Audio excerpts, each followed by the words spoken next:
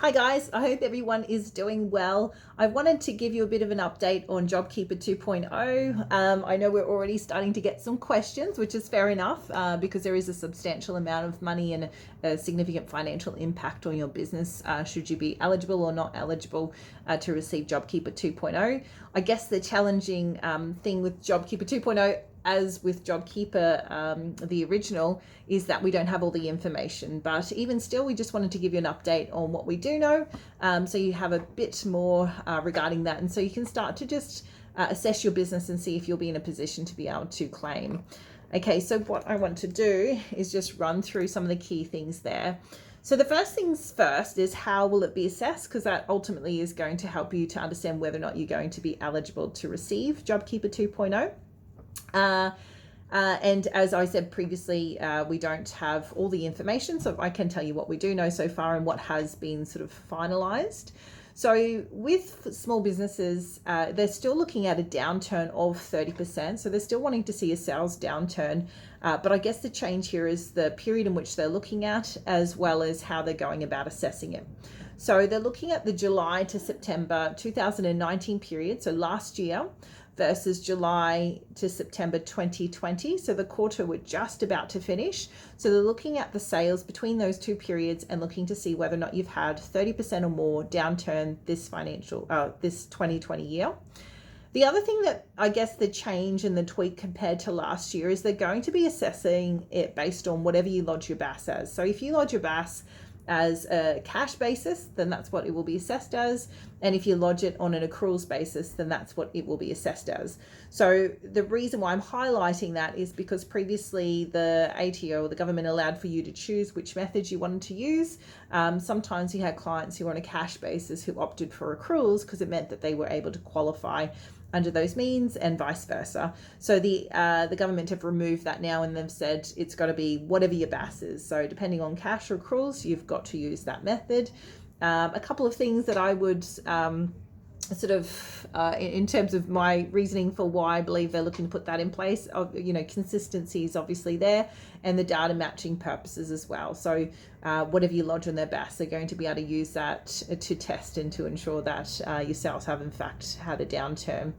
So that's the number one thing there. With regards to the alternative testing, so for those who've been impacted by the bushfires, by floods, whether or not you have or haven't been trading that whole time, there will be alternative testing, just as there was with Jobkeeper, the original. But all those details haven't been finalized yet, and we're yet to find out the exact details. So, but we do know at this stage, without the alternative testing, the standard testing is going to be that July to September 2019 versus July to September 2020. So that's one thing. The other thing as well is that you will actually have to re-qualify. So unlike the original Jobkeeper, where you just have to qualify for any particular period, and then you would start to get paid from when you first qualified, and you would stay on regardless of whether or not your sales picked up or stayed down or whatever happened to your sales. Once you qualified, you're on. So with the Jobkeeper 2.0, it is different in the sense that you will actually have to re-qualify after the quarter. So once the September to December quarter has been completed, you will then need to compare again to the previous year in order for you to be able to stay on. Okay, so September, December. So let's say, for instance, that it improves and it's actually better than it was last year, then you might not be able to re-qualify, and therefore your Jobkeeper 2.0 payments will cease at the end of December. Okay, so the re-qualification is another change and variance compared to the original Jobkeeper. And then the other significant change is the number of hours as well. So the original Jobkeeper, regardless of the number of hours that you worked, everybody received $1,500 per fortnight. So the big change this time is that they've broken it into two tiers. So those that work more than 20 hours or more, and those that work less than 20 hours. If you work more than 20 hours, then you will receive for that first quarter $1,200 per fortnight. And if you work less than 20 hours, you will only receive 750. So it's half of the original amount. So they have started to, again, create those tiers, and the payment will depend on the number of hours that the employee or the business participant works. The other thing as well is that that's for the first quarter. In the next quarter, which is the January through to March period, the amount is going to start to decrease. So even if you do requalify, they're going to drop down that $1,200. So now $1,500 will drop down to $1,200, and then we'll go down to $1,000 from January. So each quarter it will start to sort of scale down, I guess, if you work more than 20 hours. If you work less than 20 hours, it will go from currently at $1,500 down to $750 from October through to December, and then down again to $650 between January and March if you requalify. So significant changes there.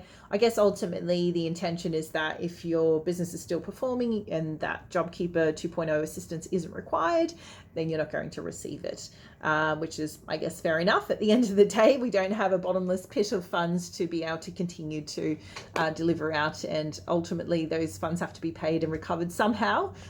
So I appreciate that the ensuring that those that need the funds are getting it, and that those who don't, those payments won't continue anymore.